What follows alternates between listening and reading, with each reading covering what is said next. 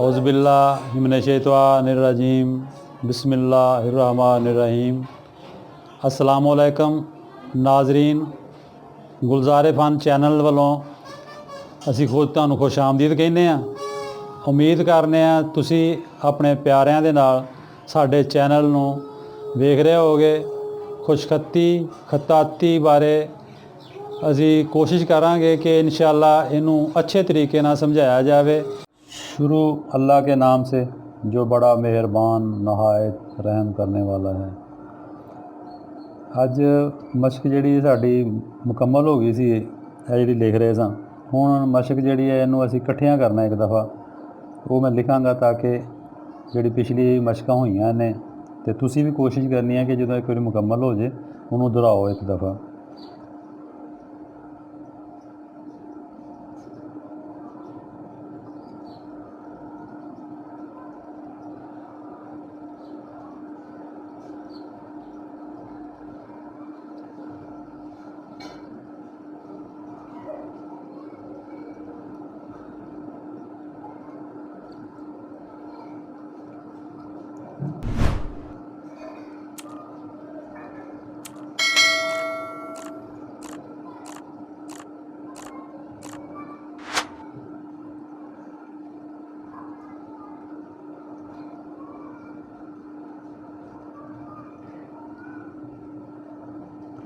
ऐसी जी ना कितने कलम छड्डी जाती है, फिल्म कर सकते हैं। लफज की जी बनावट है वो जी गुड़ाई आ वो मुकम्मल हो गए।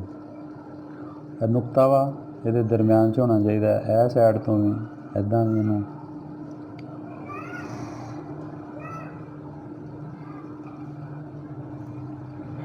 दाल है।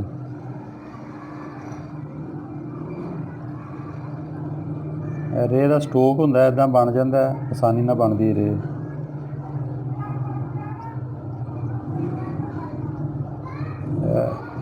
अद्धा कत होंगे इतों जोड़ा इदा चैक करिए तो पौना कत होंगे।